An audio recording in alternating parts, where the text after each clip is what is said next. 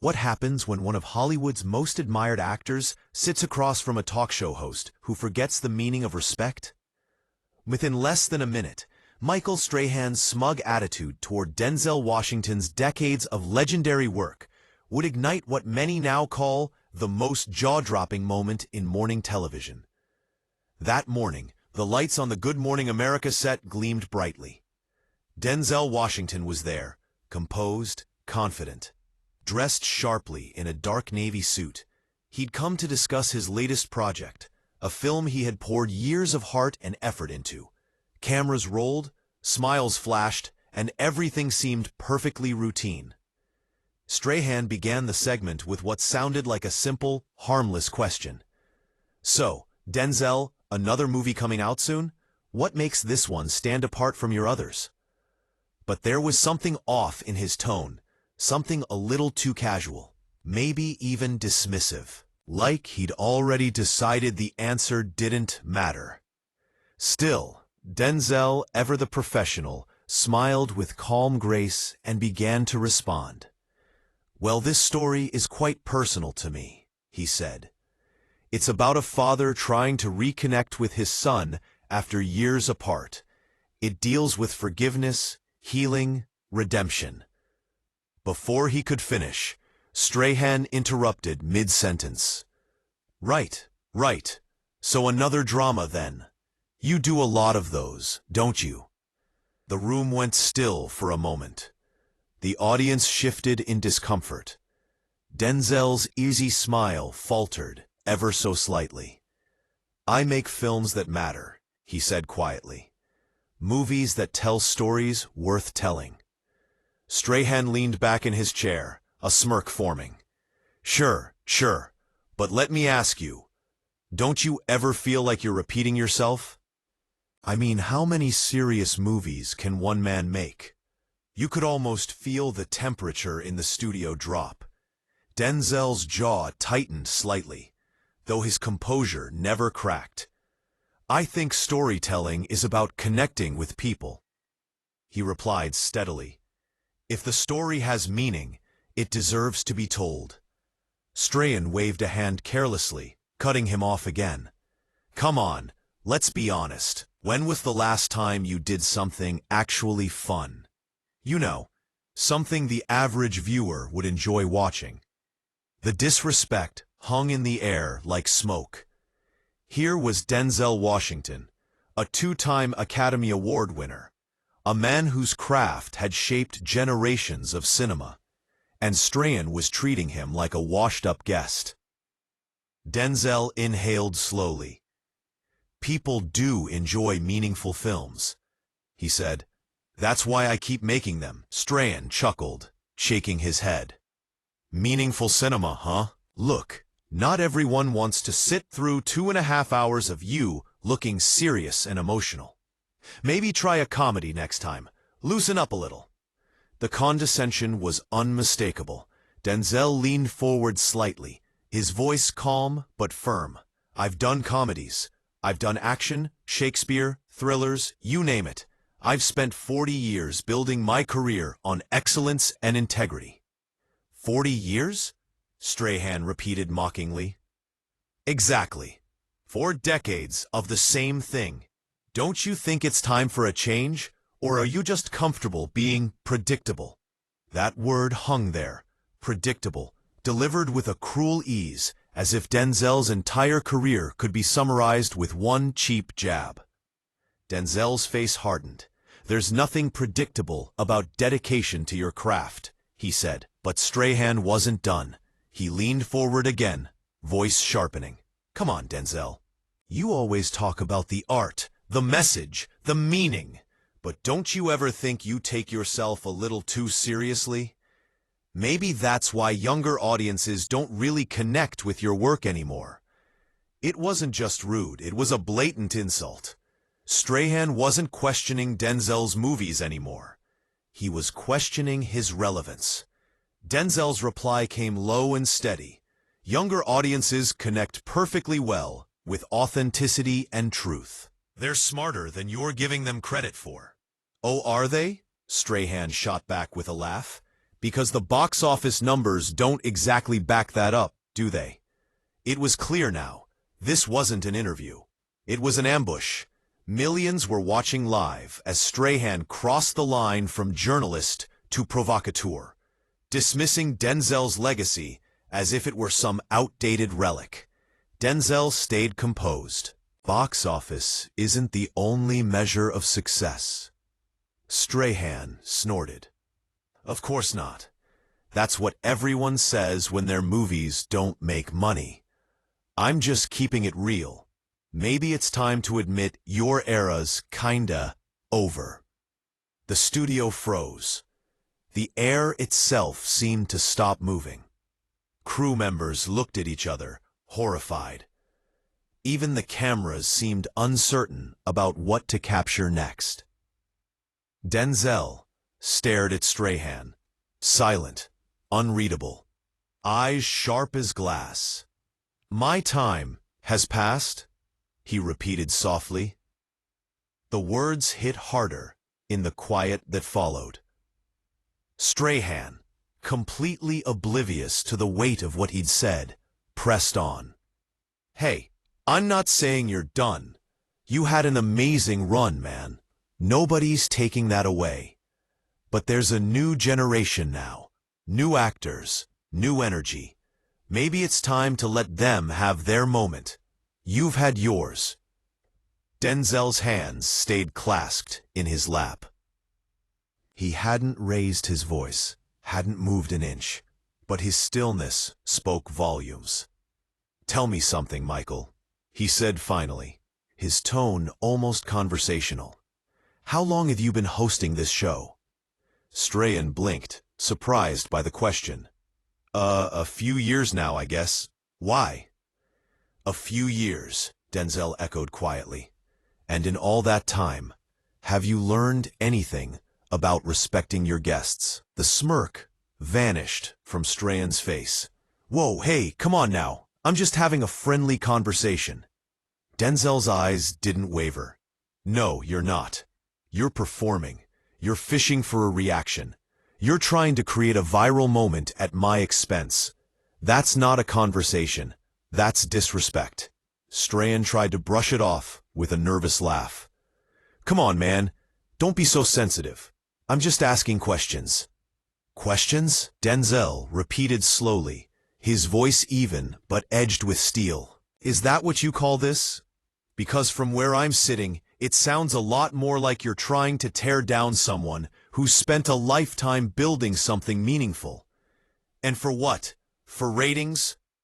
The audience had gone utterly silent. Every eye was on Denzel now. What Strahan expected, a dramatic outburst, never came. Instead, Denzel delivered quiet, piercing composure that carried far more weight. Strahan shifted uncomfortably in his chair, realizing he might have gone too far. "Look, if I offended you..." "If?" Denzel raised an eyebrow. "There's no if about it. You invited me here to talk about my work, and in the last 10 minutes, all you've done is belittle my career, mock my choices, and suggest I'm past my prime. That's not journalism, Michael. That's just rude." Strahan forced a chuckle. "Hey, maybe you're taking this too personally." "How else am I supposed to take it?" Denzel countered, calm but unwavering. "You've made it personal. You've questioned my value, my relevance, my connection to audiences. You've done everything except ask me about the film I came to discuss." "Fine," Strahan said, holding up his hands. "We can talk about the movie now if you'd like." Denzel shook his head slowly. "No, I don't think so. Because it's clear you don't actually care about the movie, or about having a real conversation. You care about stirring the pot. You want controversy, not connection. You think drama makes good television." Strahan's grin faltered. "That's not fair." "Fair?" Denzel's voice sharpened for the first time. "Let's talk about fair. Is it fair to invite a guest on your show just to ambush them with insults? Is it fair to use your platform to demean someone else's life's work? I wasn't demeaning you, Strahan protested. Yes, you were, Denzel cut in. His first interruption of the entire interview. And you know it. I've been in this industry long enough to recognize when someone tries to make themselves look big by making someone else look small. That's what this is. Strahan leaned forward defensively. You're overreacting. Overreacting? Denzel echoed. He turned briefly toward the camera, then back to Strahan. No. I'm reacting appropriately to being disrespected on live television. Nobody disrespected you, Strahan said weakly. You did. Denzel replied simply. With every dismissive question, every sarcastic laugh, every attempt to downplay my career, you made it clear you don't value me, my work, or my time. And that's fine. You're entitled to your opinion. But I'm also entitled to decide.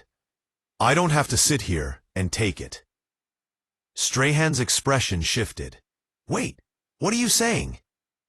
Denzel rose slowly, with deliberate calm.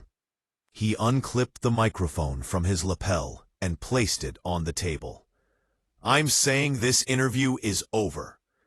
Wait, hold on, Strahan stammered, getting to his feet too, his practiced TV smile slipping away.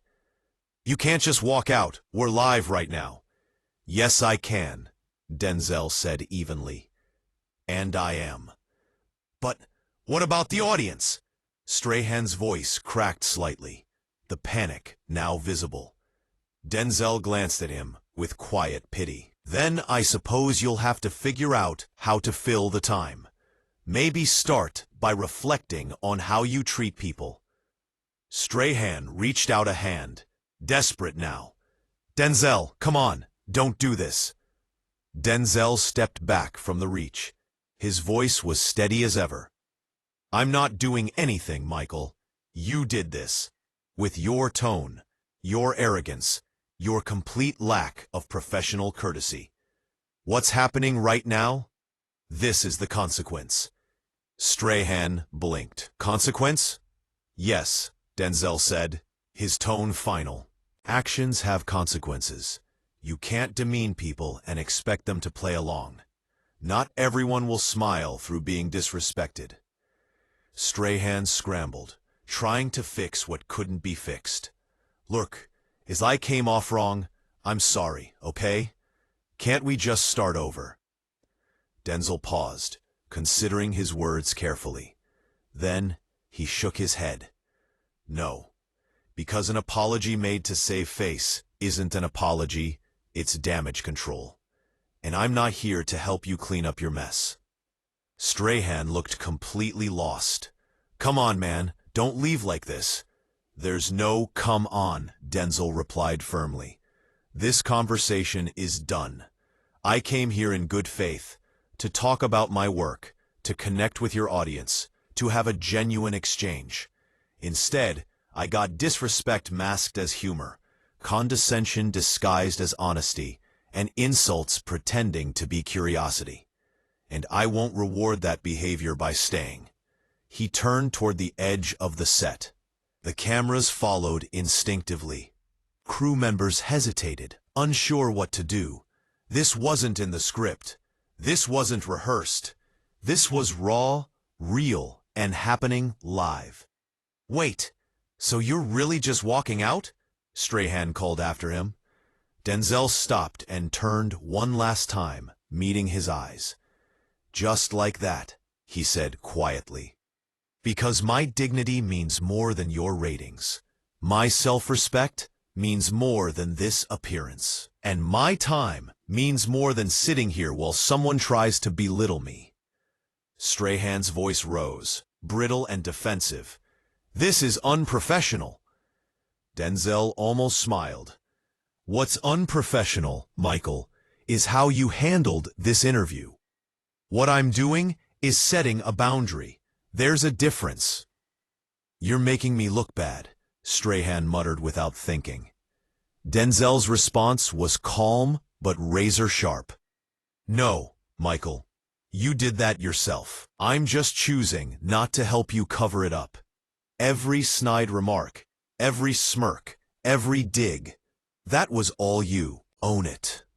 And with that, Denzel Washington turned and walked off the Good Morning America set. No shouting, no theatrics, just measured, graceful steps, each one a silent statement of self-respect. Behind him, Strahan stood frozen in place, cameras still rolling, the audience still hushed. Nobody moved. A producer finally motioned for a commercial break, but the damage was already done. The moment was immortalized. Denzel Washington, one of Hollywood's most respected figures, had just walked off a live interview, not in anger, but in dignity. As Denzel walked away, the only sound that followed was silence. His stride was calm, his posture straight. He didn't storm off, he didn't slam anything or raise his voice. He simply reffed, quietly, purposefully, and with the kind of grace that leaves a mark long after the moment ends. Strahan remained standing at the center of the set, visibly shaken. The red light on the camera still glowed. The audience stared in disbelief. No one said a word. Finally, one of the producers gestured frantically for a commercial break, but the scene was already burned into everyone's memory. The damage was irreversible. That day, Good Morning America wasn't remembered for the film it was supposed to promote, but for what had just unfolded live before millions. A masterclass in dignity under pressure. When the broadcast returned from commercial, Strahan tried to regain composure. He managed a strained laugh.